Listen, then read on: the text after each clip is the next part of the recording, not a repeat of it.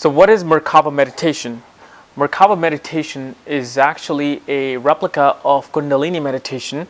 However, Merkava Meditation originated from ancient Egypt, and its roots are pretty much just as similar as Kundalini Meditation, where it's working with chakras and it's working with the divine self, so you can access not just your soul within, because you can't just talk to your soul. You have to access it through a certain method. And Kundalini and Merkaba, what they do is not only do they let you go within your body and let you contact your own soul, so you can, find out about your true self from your soul, but it gives you access to another dimension. I have made a video on Kundalini meditation and how once I was initiated, and I just in my first try, I experienced the most profound visions and the most amazing world around me when I was in the Kundalini meditation.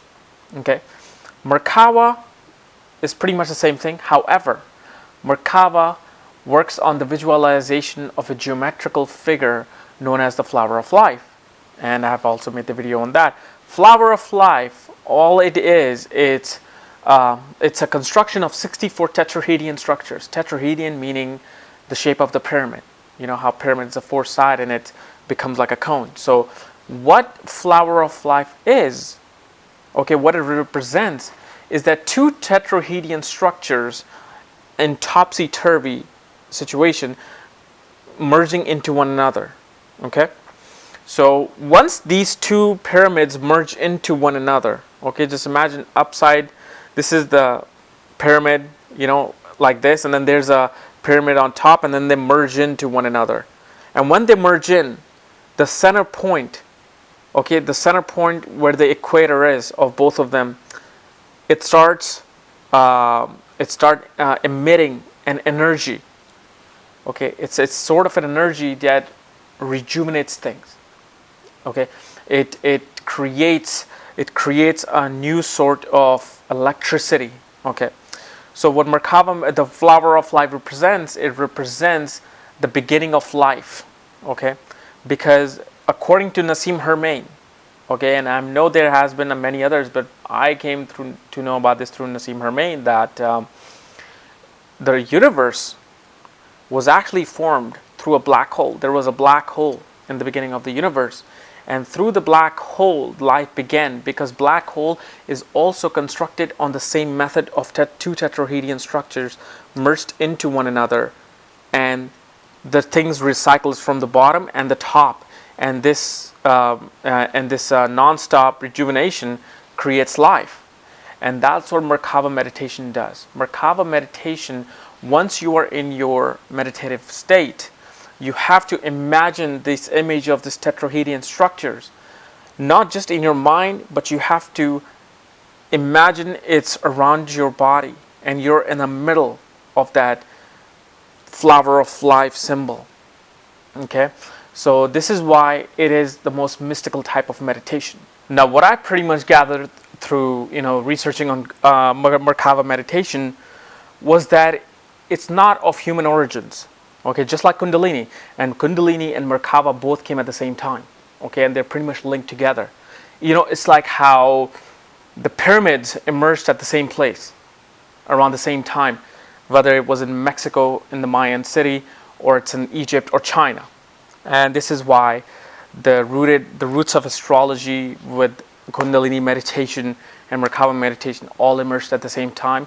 And that is probably due to this species, or this intergalactic species called the Anunnakis. Anunnakis, are these 25 feet tall beings that came back in the Sumerian time in Baghdad, Iraq. And they also, in the Puranas, in the Hindu Vedas, when talking about the hollow earth theory, they are also talking about these intergalactic beings who were tall, and who were these, they weren't really saying these are intergalactic beings. They were saying they were the gods. There were certain gods, because back then people were so undeveloped in terms of their thinking that anything that was out of ordinary became God. If you were there in in time travel back in 3, 4, 5,000 years ago, if you just had a cell phone with you, like an iPhone, you would become God. You would become the God of cell phone. That's how it was. So they couldn't really understand what was going on, what these spaceships were, but they just knew that these are gods because gods always came from heaven. So Merkava and Kundalini were most likely a gift by the Anunnakis to us to develop our consciousness, to develop our mind. Okay, and yet what we do is we take this into these religious texts, thinking that people are us humanoids out of nowhere came up with these miracle giving and godly things out of nowhere. Maybe God gave it to us. That's the only thing that they could come up with, and it has been passed down through generations, thinking that, it was actually the humans who did that. But no, it was the intergalactic beings who did this. And there's substantial evidence in Egypt, in the City of Kings, in Baghdad, Iraq, about Anunnakis. And the conspiracy is that the Iraq war that has happened this time, since 2001, is actually to collect the evidence of Anunnaki technology that Saddam Hussein was holding. I don't know anything about it. I've heard it from other groups and other people who are into these things. Now, according to Nassim Haramein, in the city of, I believe it was City of Kings in Egypt, where they found not a carved symbol of flower of life, okay, but a laser burnt symbol of flower of life. And back then, there was no technology of laser burning, okay? Especially the way the rocks are cut in Egypt.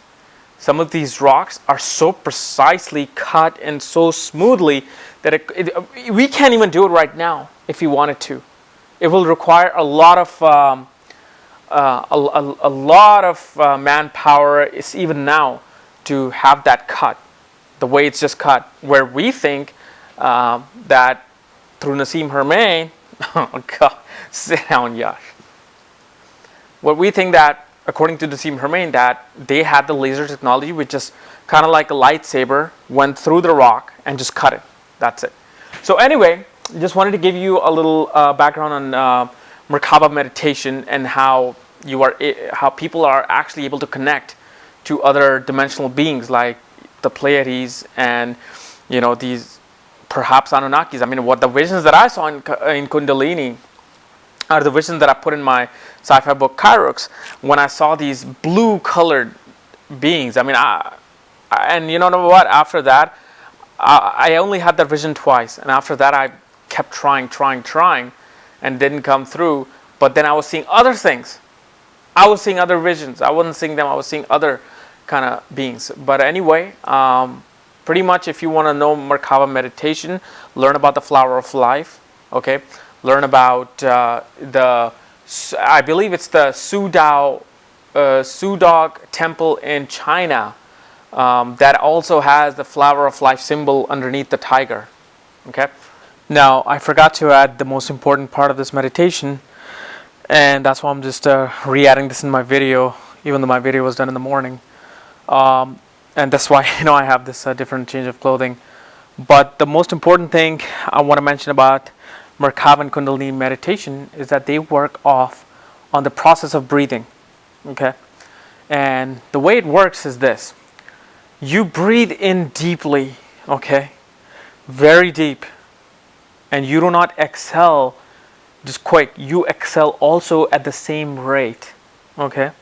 And you do this to the entire process of Merkava. See, there's different types of Kundalini and Merkava meditation. The one that I'm telling you is that just not about sitting still. It's actually about using the oxygen as a part of connecting with your body and other, perhaps dimensions.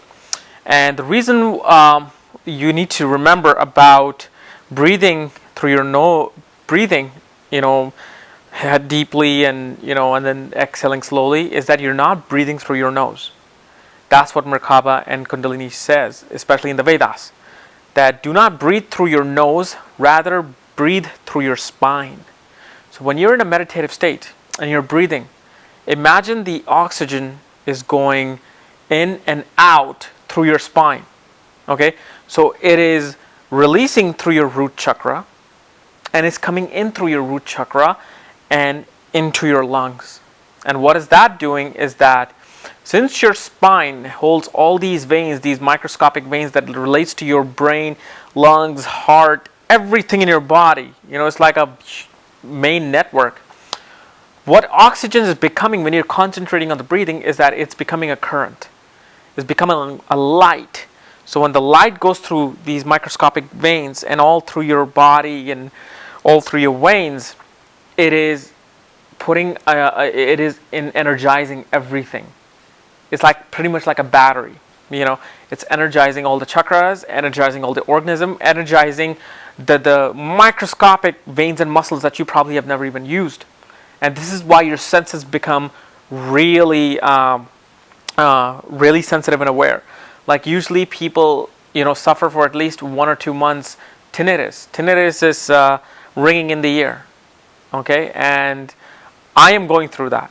Okay, and I did go through that last year also during Kundalini. That because the ringing in the ear is not because something is damaged within your inner ear.